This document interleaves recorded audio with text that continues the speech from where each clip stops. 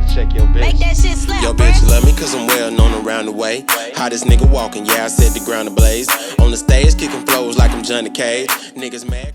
What's up, everybody? This is another episode of Let's Rap with Kris Jamez, and I'm sitting here with the one and only Big Homie Fresh. What's up, man?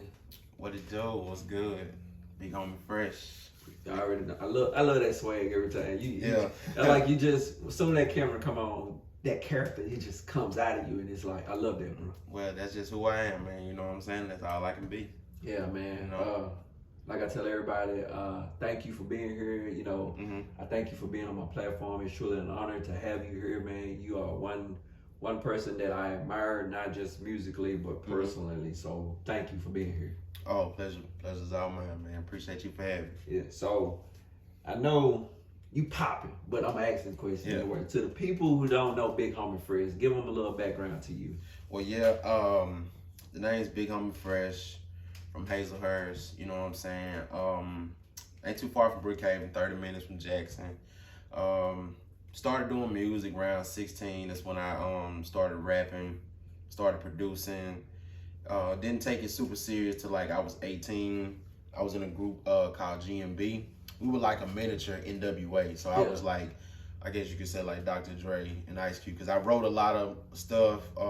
We helped each other out, and I produced majority of the records that we put out in the streets. When we was just kind of just doing it to get a name, just get a little notoriety, and then over time it got, you know, bigger than we expected. That's when we did like local shows, going to blues shows, just getting our name out there, exposure really.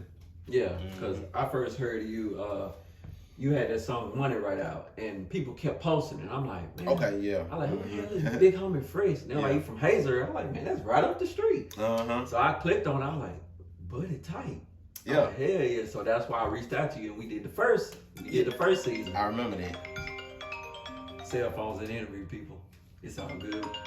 We businessmen. Hey, I'm at my little rap interview. I'm gonna call you back. Okay. Sorry about that. It's all good, man. Like I said, we artists, we understand. But like I said, you did the first season, and we've been tight ever since then, man. It was like, damn, like sometimes you meet people and it's like, bro, I've been knowing you all my life, but I really haven't. That's how I feel when I met you. Okay. Yeah, I mean, with me, I'm big on energy, you know what I'm saying? Yeah. Like, the energy you give off is what you get back. And it's not hard to make friends with me. Like, I try to at least let people know, you know, if you feel like there aren't any other positive people in this world, you know, I represent that. You know, when you come around me, it's always good. We're gonna laugh, we're gonna have a good time every time. Yeah, and one thing that I truly appreciate is you was the first person to challenge me as an artist. Because you came to me and you were like, man, let's do a whole album together. I'll produce a whole album for you. So I'm like, all right, you know, I've heard that a million times. Yeah. Then you start sending snippets. I'm like, oh snap, he's serious. Yeah. So when you finished the whole project and you sung all the beats and we did the main source, and it was like, it was dope, bro. Yeah. And you know, I'll forever appreciate that, because I don't know if I'm where I'm at today without you. I appreciate that. And it's hard for people around here, you know, it's hard for indie artists to do that, but I'm different. I have to pay homage to you, because I'm not where I'm at today without you. So I thank you, bro. That's an honor, man. I appreciate that. With the main source, like I told you, I want that to be like your Illmatic. You get what I'm saying? Yeah. Like that album, the reason why I got it sounding the way it is sonically is because I wanted you to stand out from what was, you know, the sound that's in Brookhaven. Not knocking none of the other artists that are out, but like I wanted you to be like, when they hear this album, if someone says like, can I go listen to Kris Jamez? Then they'll say, yeah, go check out the main source. I want that to be like a album that they can reference when your name gets brought up. You see what I'm saying? Yeah. And you did a great job on that from beginning to end, as far as lyrics, the features. You did a good job. You had it, like I always say, you had it sequenced exactly how I wanted you to do it. Yeah, it was a very dope project, and it's still doing good. Oh yeah. Like I said, in the stores, and it's like, man, it's like all it took was meeting one person to change my whole career, because I was too busy trying to sound like everybody else. You know, I was trying to fit in, but you were like, no, you're different. You're not finna fit in. You gotta stand out. And when you sent me that project, bro, it was like, just magic, bro. Now, now people are looking forward to the main source too. Yeah. I made a post the other day and people were like, when it drop? Yeah. I'm like, oh snap! So now they're looking forward. Now they're looking forward to. So that's because it's different, and then it's not like a album you can hear just that month it came out. Like you can, I listened to it I think maybe a couple days ago, and it still sounds refreshing, like it just dropped. Yeah. So that's how I know we both did a good job, production wise and lyricism. Yeah, and then the main source too is finna be. Oh yeah. But what people don't understand about you is you're not just a producer. You have a dope pen. Oh, appreciate it. Yeah, you have a dope pen. Now. Yeah. So you dropped Before the Fame, correct? And then you dropped the product in the product 2.0. So you're working on what you working on now? Before the Fame. 2? The chronological order how they go is the product came out before the Fame. Oh, okay. Okay. So what ended up happening was I was still under kind of like this little management thing with this guy named Scotty Craig from Chicago. And everything that was under the name Fresh Boy, he was getting like the money off of it.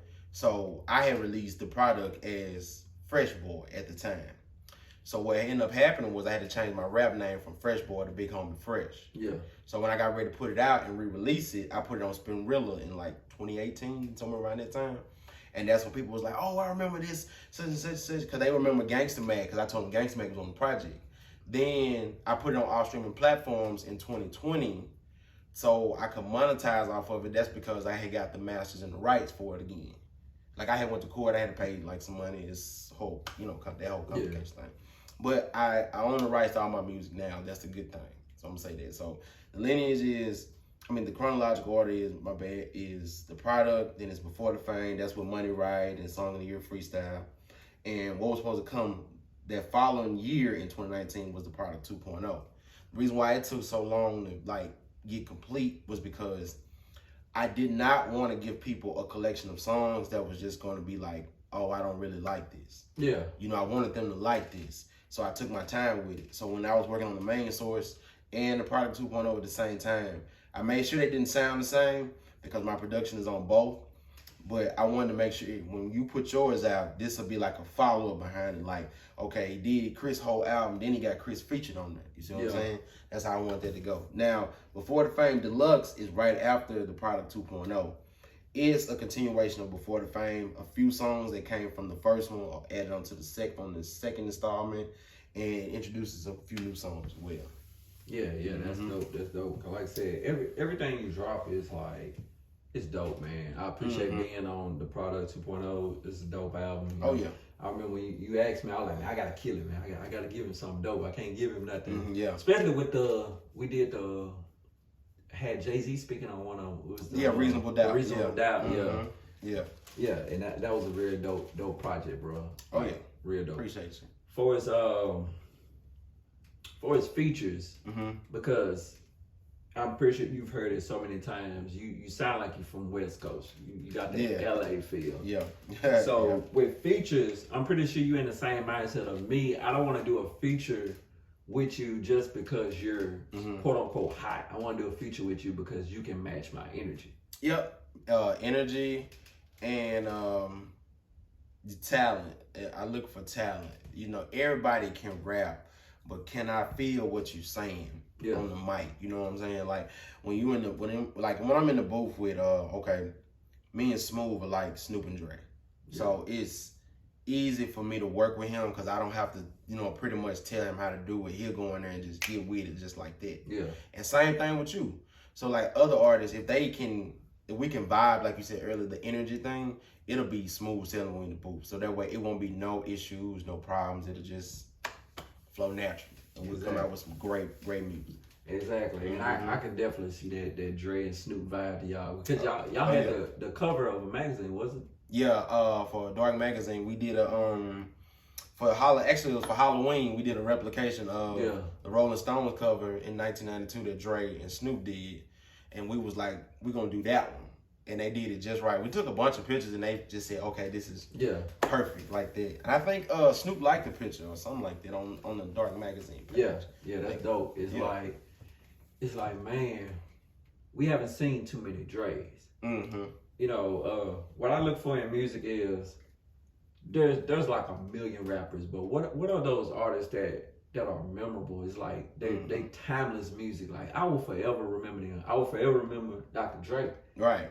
And I truly and honestly believe people will forever remember Big Homie Fresh because you're like Dre, but you still have your own spin on it. You know, I can still differentiate between. I'm like, okay, that's a Dre beat. That's a Big Homie beat. Yeah. You know what I'm saying?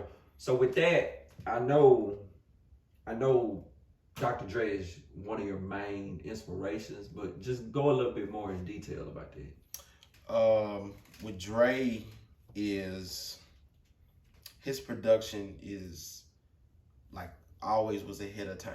Yeah. From listening to early NWA projects, The Chronic 2001, even the latest project I think he put out was Compton, something like that. It's a project he dropped like around the time Straight Outta Compton came out. Yeah. I think it was called Compton, but anyway, it's just the way his approach. Like every artist he got with, he made them a household name. He brought the potential out of them, and that's what I wanted to do with art. Like when we worked on the main stories, I wanted to bring the potential. I remember I told you I was like, I want you to give me your rawest form, and you did it. Yeah. So that's what I be looking forward to when I work with artists. In the same way Dre approaches production, that's how I the same way he approaches his production is similar to how I do. Yeah, that's dope. Yeah. And I've met millions of beat makers, but I ain't met too many producers. Yeah. And people need to understand the difference between a beat maker and a producer. Right. And you did exactly what a producer does. You're supposed to be hands-on with the artist in the project. You was hands-on with the main source. You was like, because I was gonna call it something else, and you like, nah. Yeah, I think you said you gonna call it 38 degrees. 30 degrees or something like that. Because I was turning 30, so I was like, but you were like, it kind of sounded like a mixtape. Like, bro, you wanted to hit a little harder, so you like call it the main source. And I was like, at first I was like, I want to call it 30 degrees. But then I was like, okay, let me not give pushback. Let me understand where he's coming from. Because he's a producer and he's looking from the outside in. So I'm like, you know what? I'm gonna go with that. I'm gonna call it the main source. And I relinquished everything to you. I was like, okay, guide me. You with the production, with the ideas, with everything you want it to sound like, and I'm gonna give you the lyrics. And that's how it came together. And it's hard for a lot of people to do that because that was the first time I ever had to do that in my career. I've always went in the booth and did it exactly how I wanted to do it. But you were the first person to say, no, do it this way. Right. Because most people, they get beats from, like, not knocking nobody gets a beat from YouTube, but most people, they get beats and it's like different producers on your project. You know, you got multiple producers. So you're getting different sounds. Or you may get the same exact sound. You know, most people like that trap 808 sound, not knocking it because a lot of people are using it. But when you with that one producer, the executive produces your project or your single, you getting your sound, well, you getting your vocals matched with their sound. And they're giving you a sound. So that way, when they work with you, it's easy. They don't have to figure out what do I need to bring, you know, working with this individual. They already kind of have an idea of what to do.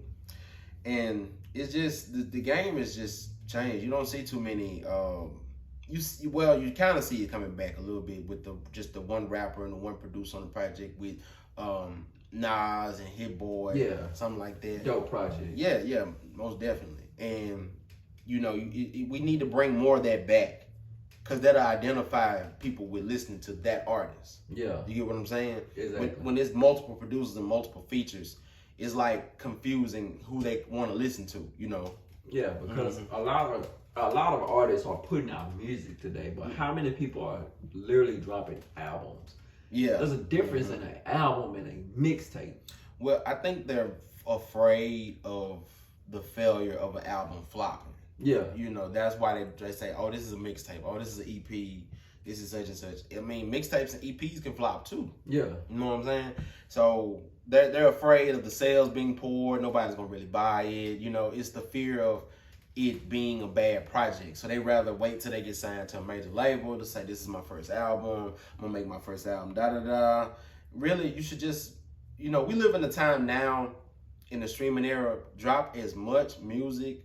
Whether you announce it, it's unannounced, drop as much music. Yeah, just drop it. Because when they come looking for you, when you do get signed, you have a extensive catalog of singles and EPs and mixtapes and projects that they can run through. Even if you do just drop your first major label album, you got maybe 7 albums lined up prior to that one. And they're going to go back and check them out. Yeah, so now that's more revenue, more streams, more fans. But people don't think. They just thinking, oh, if I put this one good project out early in my career, it'll do me some good. And when I get signed, I'm going to blow up. Like, no, it's really, you know, that's a different story. But yeah. Because one thing, you know, I am, me and you the same way. We study music so hard, and I study the games going on. And I'm looking at all these different artists dropping these projects, and I'm like, okay, it's dope. But we ain't seen too many, like, only recently we saw J. Cole drop 2 projects in a row with no features and still go platinum. So how many artists can do that? You gotta have a strong core fan base. Like, they gotta really be tapped in with what you're doing. Meaning, everything you do, they love it. It's from you sitting at the courtside at an NBA game to being at Walmart getting groceries. Yeah. Like, they gotta be able to know. See, and that's another thing artists don't do today. They don't tap in with their fans. They want everybody to go listen to their music. They want everybody to go buy their music and share their videos and share their pictures. But they don't tap in with the artists. Like, do something. I mean, tap in with their fans. Do something like community service or give them opportunities to where they can click with you. Like, they can, you know, every person wants to get up and get a picture with their favorite celebrity and whatnot. You know what I'm saying? Yep. And they want to be able to say, you know, I took a picture with such and such. And they want to get that, you know, feel. They want to be able to touch you, reach out and touch you, basically. Yeah, I've had that happen a couple times. It's like some close friends, you know, they got little kids. Man, little kids love my music. Yeah. And so when they see me, they run up to me, and it's like I'm a celebrity. But that's why we do it, man, because you're supposed to do it for the impact, not the revenue. Right. You know, if you're just doing it for the money, then you're really gonna miss out on a lot of stuff that you could have been present. Like we was talking about before the interview, present in life. Like, like I would love to know is how present Drake is. How present is he right now? Because if you think about it, he is by far the biggest artist on the planet. Somebody said it yesterday. My friend Jay, he was like, he's becoming the modern day Michael Jackson. Because Drake is established itself in a way where you have to, what they say, reinvent yourself. Yeah. A lot of people haven't reinvented themselves. You get what I'm saying? Yeah. Like, in order to reinvent yourself, you already gave them this. Now give them this. You see what I'm saying? Yeah. Like, okay, Dre's The Chronic don't sound like The Chronic 2001. He had to elevate. You see what I'm saying? Nothing But a G Thing don't sound like the next episode. Yeah, exactly. You got me? So when Drake came out with Thank Me Later and Take Care, he had to elevate and change something about it. You see what I'm saying? And he knew if he gonna be the biggest artist on the planet, like even the Michael Jackson status, he gotta have his bars up. He gotta have his swag up. He gotta be. Rappers today don't realize, and this is a very important thing, how you win. You have to be something that they can relate to, and how they look at you. Can they dress like you? Can they basically want to be you? Yeah. You get what I'm saying? They want to be like you. Like if you wear a certain chain all the time, and little kids see that chain, it could be at the gas station, just something simple. If they say, oh, well, Big Homie Fresh wears a Cuban link, they go a Cuban link, and they get a chance to wear it, they going to feel like me. They going to feel it, yeah. You know what I'm saying? Like, I wear this LA hat, I feel like Dre. Yeah. You get what I'm saying? Exactly. Like, you got to have something about the little details. Like, have it all the time. Like, okay, what I'm trying to say. Like, Joel Santana, when he was wearing the bandana all the time. Yep. It was trendy because we knew that attached the bandana to him. Yep. Just same with Pac, anything in that name, Pac with the nose ring, you know, Biggie with the Versace shades, Easy with the dark Ray-Ban shades, stuff like that. You know, it just what they got to figure out what you have on you that makes them want to be like you.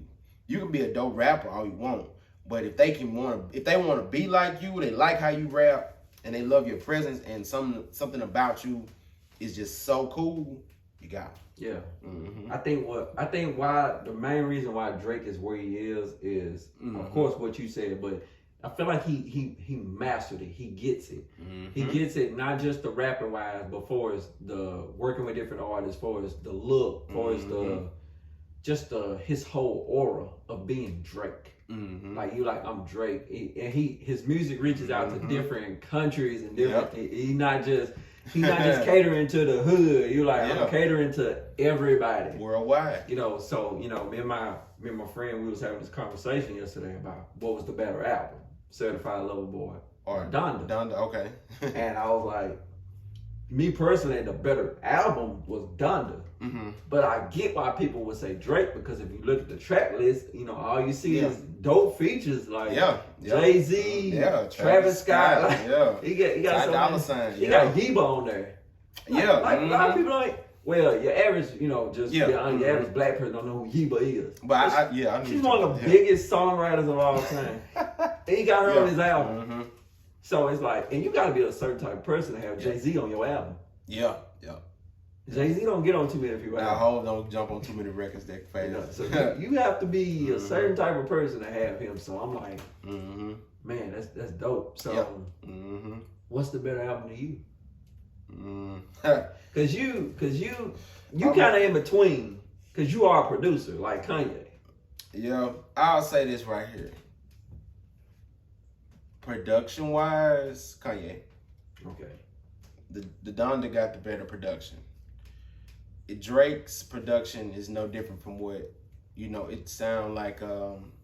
It sounds like a 2021 version of Scorpion, because we already gave us Scorpion in 2018, so it sounds like a 2021, like Scorpion 2 basically. Bruh, we are here. But it's a good album. I said the exact same thing. It's a good album. Like it's not trash. I don't want nobody watching this video think it's trash. It's not trash. Not at all. Drake is one of my favorite rappers actually. So I actually would go with, if I had to pick an album, I go with Certified Lover Boy, but for the better album, it'd be Donda. Yeah. I said the exact same thing. I was like, what threw me off is the title. It was called Certified Lover Boy. And then when I listened to it, I'm like, okay, why did you call it this? Now I feel like, as an artist who studies the game, I feel like you pushed it back for a reason. You went back and added stuff that you wanted to add. Yeah. Because I don't think this was the original Certified Lover Boy. No. Because that title, it throws me off. And I said exactly what you said. Okay. This should have been Scorpion 2. Yeah, that's what it's. If he'd have called this Scorpion 2, I've been cool with I've been cool. But you know what? I'm going to tell you, I didn't like the cover for Certified Lover Boy. Yeah, but I'm going to tell you what he could. What he could have did. Phone is ringing, man. Some money. You might want to silence that. Oh yeah. But the cover art. The cover art for Certified Lover Boy should have been. I'm gonna tell you how it should have been. He could have been like a Teddy Pendergrass, Marvin Gaye type of picture. You kind of feel where I'm going with this. Yeah. Like he got a rose in his mouth. He got a silk, maybe some silk lounging clothes on, like some champagne poppy vibes. Yeah. Had that chain on, little gold bottom grill.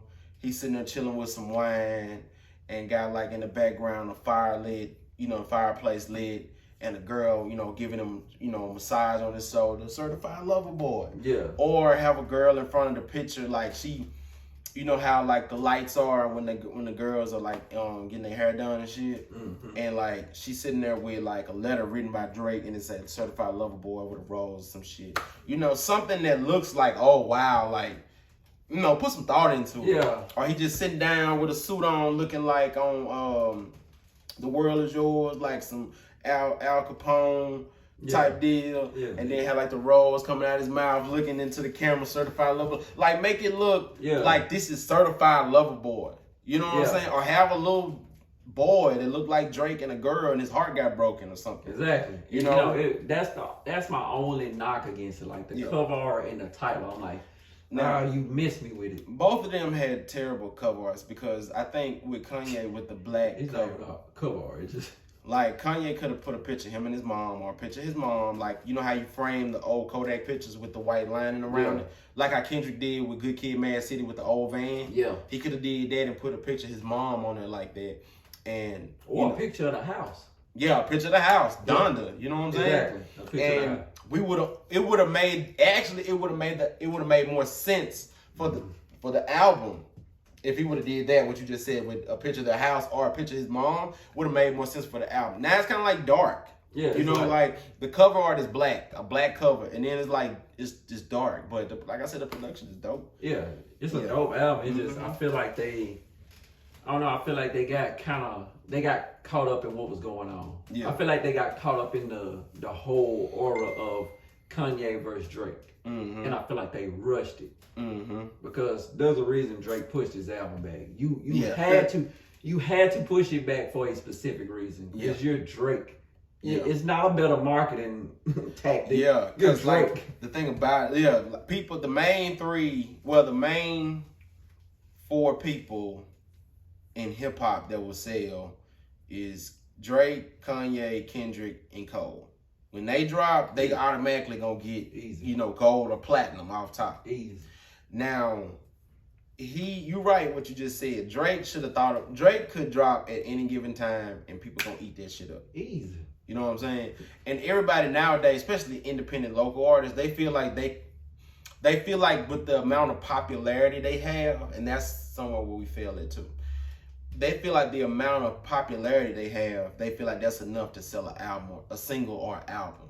It's not enough. Not at all. Just because, okay, you're friends with 3,000 people and 30 people share your music, you think those 30 people are going to buy your music. You get what I'm saying? If they're not consistent fans, like inboxing you and texting you when if they see you at Walmart, or calling you like, hey bro, when you gonna come out with something? When you gonna drop something? That means they're a core fan base. They're part of a core fan base that believes in you. Yeah. You get what I'm saying? Exactly. And a lot of artists, they think, oh, because everybody know me, we went to school together, y'all gonna buy it. Well, no, that's not gonna happen. You gotta come with it or not at all. And that's where, like I said, that's where a lot of artists fail. And when you try to tell them that they let their pride get in the way and they don't understand it, I'm trying to help you. I'm not bashing you. I'm just trying to help you. And like I said, me and you studied the game. That's why we on the same page. That's why we click like we do, because we both get it. We get there's a bigger picture to this that you are missing. Right. Like you said, you think just because you're popular, you're gonna sell an album. No, they just like you. They just like you. They don't like your music. They just like you. Yeah, that's now, when you get people hitting you up about your music, that are fans. Yeah, people are confusing friends with fans. You don't have fans. You have friends. Facebook friends. A lot of people that love my music, I've never seen in person. Yeah. Never seen in person. I got people in, like I said, Buffalo, in Atlanta, people in Dallas, people overseas. I just did a song with a guy from Russia. He was like, yeah, I remember seeing that. Yeah, him and his family, they love my music. I've never seen these people before in my life. Those are fans. Okay. And they're like, you booming on the West Coast. Exactly. So with being a producer is, you're not always dropping projects, we focus on it, producers like to drop beat tapes, shout out to Jay Dilla. Okay. Yeah. Shout out to Jay Dilla. My homeboy Corey Buddy, he loves Jay Dilla. Jay Dilla is one of the greatest producers of all time. So you got any beat projects coming up? I already have a Make That Beat Slap Volume 1. That's already out, streaming pretty good. I think it's at like 80K streams. Okay. Make That Beat Slap Volume 2, second installment drops September 17th. That's next Friday. EP, Over the Top, a Sip Town playlist that drops sometime in October. And a lot of people been asking, will there be a third installment to the Product series? Yeah, the Product 3 drops next summer. Okay. Okay, looking forward to that. Oh yeah, most definitely. So in the midst of working on all these different projects, because you kind of like me, you have so many things that you're juggling at the same time. Like, how does it really affect the personal life? A lot. because as a artist and a producer, we do put a lot of time into our music, but we also need to put a lot of time into our family. True that. You know, family is everything. You always spend time with your kids, spend time with your wife, your girlfriend, baby mama, whoever you're living with, or whoever you go see. You know, make sure you spend a lot of time with them. At first I balanced it out, you know, spending time in the studio, making beats, doing stuff like that, and spending time with, you know, my girl and baby girl. But I started spending more time in the studio than with them, and it caused a lot of friction. Yeah. But I had to make sure that you take care of home first. True that. You know, all men should know that. You gotta take care of home first, then you take care of everything else. Exactly. You know, you can't go ahead, what you were saying. Yeah, because when, you know, one day we're not gonna be doing this. Yeah. You know, we're both in our 30s and we love it now. You know, we're present where we at now. But one day we're gonna be granddads and we ain't gonna be thinking about making no B or damn sure ain't gonna be on no stage. Yeah. So we don't want to get to those age and be lonely. Because we sacrifice everything for a moment. Yep. Like we sacrificed a lifetime for a moment. Yep. And it needs to be the other way around. That's why I'm so in tune with my family. I love spending time with my son and my daughter and my wife. And music is what it is. Yep. It's always gonna be there, you know what I'm saying? Yeah, it's a part of me, but it's not me. You're not Big Homie Fresh. I'm not Kris Jamez. We're Marcus and Chris. Right, exactly. And we're gonna be there till the day we die, because when we die, that's who they're gonna bury. They're gonna bury Marcus and they're gonna bury Chris. Yep. You always gotta remember who you are. You know, you can't let the persona be bigger than the person. You know, you have to remember who you are at the end of the day.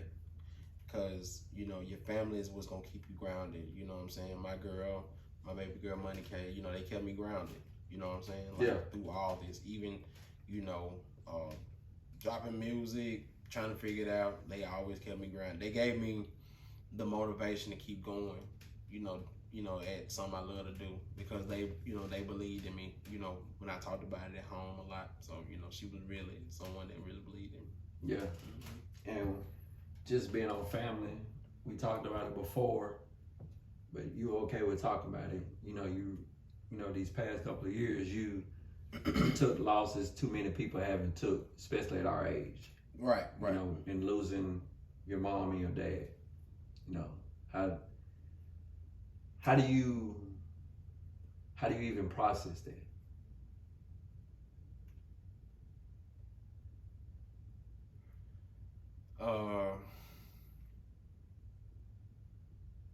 Just being real. Just keeping God first. Amen to that. You know, and it's tough, real tough. A lot of people don't realize that, how tough it is, like to lose parents back to back, a year and 3 months apart. Yeah, that's real tough, bro. You know, and people grieve differently. You know, I don't cry in front of a bunch of people. You know, I'm not finna cry on the camera or nothing like that. But you know, people grieve different, and it's gonna bother me, you know, to the day I leave this world. Exactly. Because you know, those people they supported me when I wasn't even sure if this was gonna even work out to this point, you know. And I appreciate them that for something like this, like forever in my heart. And I love both my parents. They love me with everything in their hearts. They did everything. They raised me right. I was raised by good parents. You know, even I made a post on Facebook one time. It's okay to say you was raised in a good home. You come from a good place. You know what I'm saying? Exactly. You don't always have to say you come from the streets. You know what I'm saying? You come from out the trenches and whatnot. You know, just be thankful that you had people that loved you and cared about you and gave you somewhere to live. You know, put a roof over your head, put clothes on your back, shoes on your feet. You know, taught you something in life, gave you morals and values. You know, stuff that these kids nowadays don't have. No, they too busy. Everybody is from the struggle. And I'm like, why are you highlighting that facade? Because that's not everybody's life. You know, me and you, we grew up the same way. I grew up with both my parents married. They're in the same household. Like, I watched my mom and my dad be together all my life. Right. I don't know anything else. I don't know them not being together. Right. So I'm thankful that God blessed me to have both my parents, because a lot of friends that I have didn't. Mm-hmm. You know, a lot of my friends, they have two parent, you know, one parent over here, one parent over there, or this parent is in jail. You know, I mean, my wife, you know, her dad is in prison for life. Mm-hmm. You know, she grew up different than me. Yeah. So I commend you because we have no choice but to go on. Mm-hmm. You know, regardless of how bad we cry, how much we get angry, how much we just ask God why, we still have to move on. Why do we have to move on? Because you are a father. Mm-hmm. So in the midst of saying, I miss my mom and my dad, you are somebody's dad. Mm-hmm. So I commend you for saying, God, I'm hurt, but I still have to be there for my daughter. My daughter needs me. Mm-hmm. So, of course, you're going to have your days. But I'm proud of you, man. I'm proud of you for taking a blow that too many people can't take. Because I can't speak for you. I don't know how I would react. But like I said, I'm proud of you, and I pray that you continue to keep pushing and keep going forward, because it's not harsh to say that they did their job. They did what they were supposed to do for you. Mm-hmm. And now it's time for you to give that to my, everything my mom and dad taught me, I'm just pass it down to my kids, you know.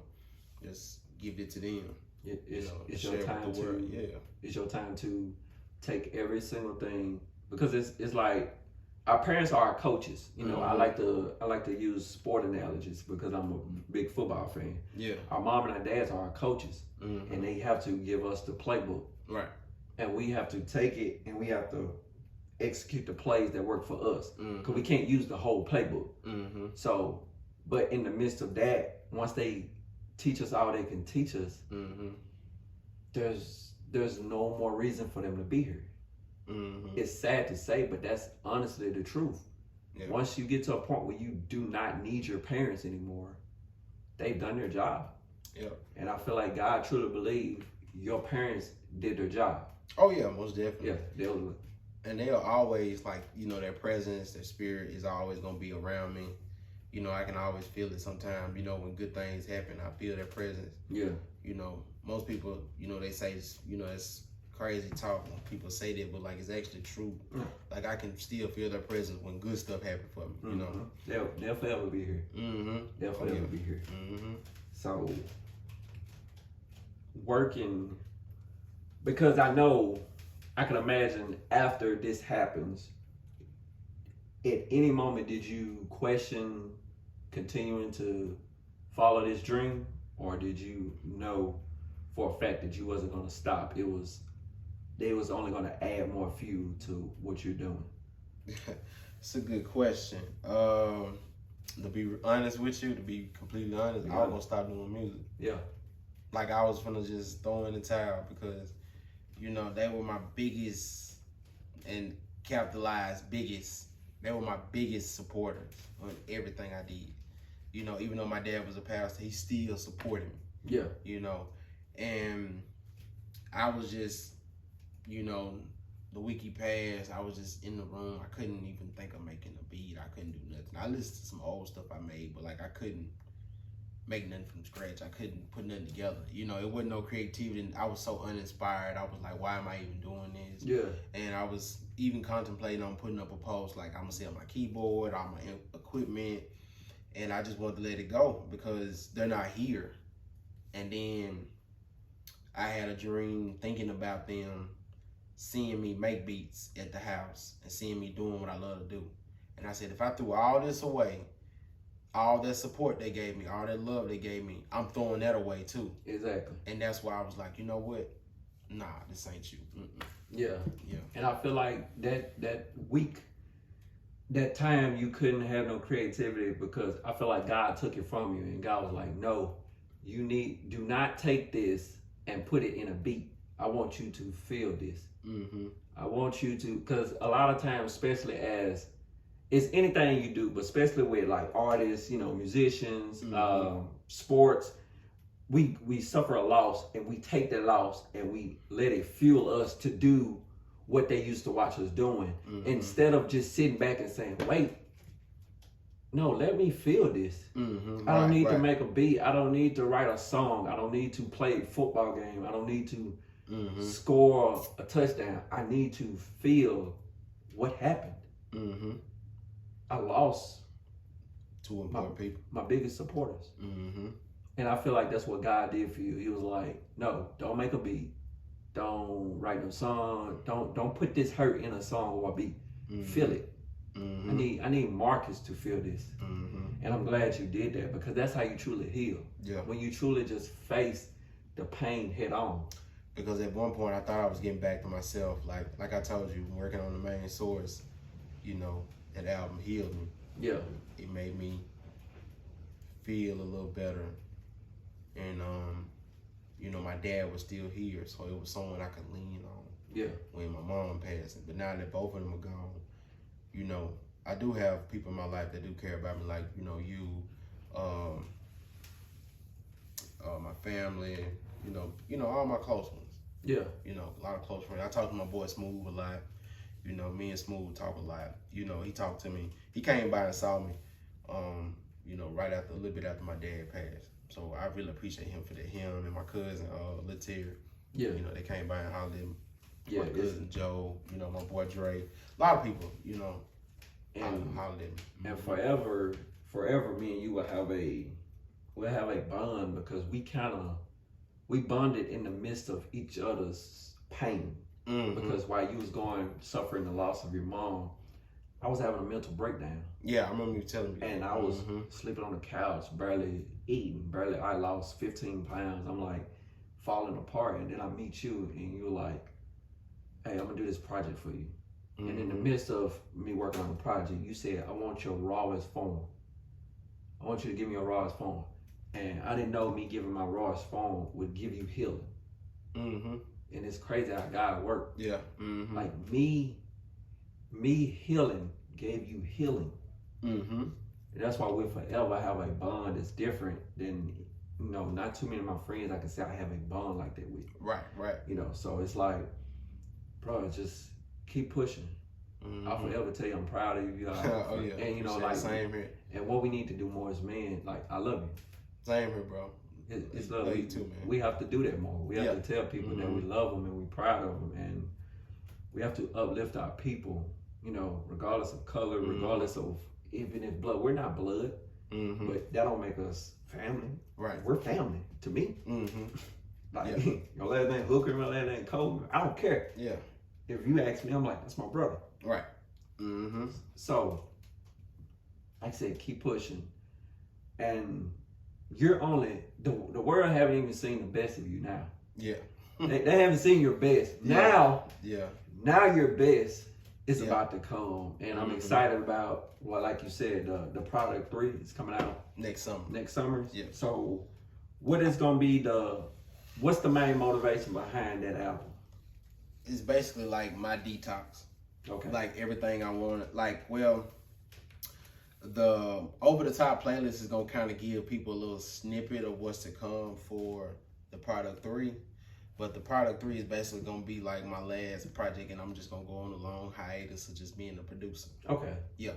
And like, in order to go out with a bang, I want this to be more musical, more instrumentation, live instrumentation, a lot of jazz, a lot of neo soul, a lot of funk, a whole lot of funk.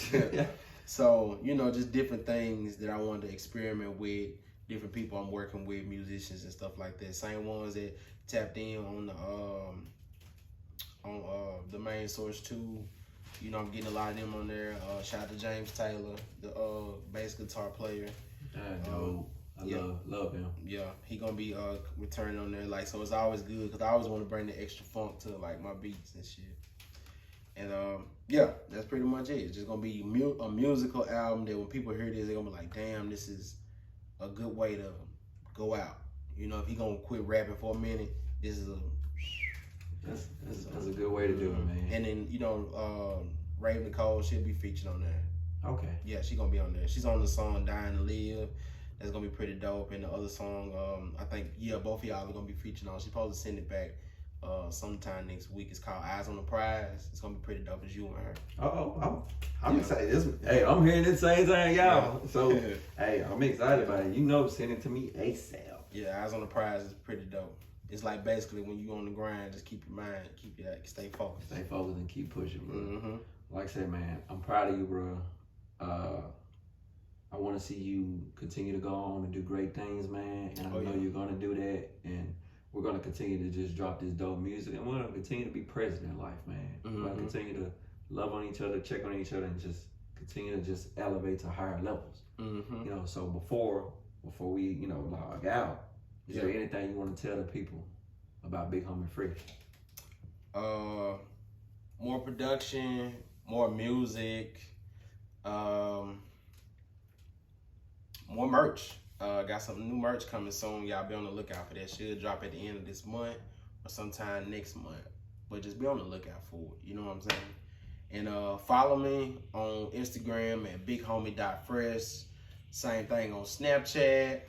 I'm on YouTube. You can go to Big Homie Fresh. Look me up. I got beats on there. For all my artists out there, if you need some beats, I'm going to upload beats weekly. Probably like every Monday and Friday, you'll be seeing new beats on my YouTube channel. I'm going to start doing that a little bit more. What else? You got your own beat store too, right? Yep, got my own beat store. Make sure y'all go log into that. You know what I'm saying? I'm going to give y'all a link for that. Or you can go on my Instagram. You'll see the link to my beat store. I'll put it in the caption. Yeah, okay. Appreciate that. And anybody want to work with me, man, you know what I'm saying? Like, if you need beats, you want features, just holler at me. We'll work something out, you know what I'm saying? We're going to make that shit slap, baby. Hey, man, appreciate you, man, for coming through, man. This has been Let's Roll with Kris Jamez, and we out. Peace.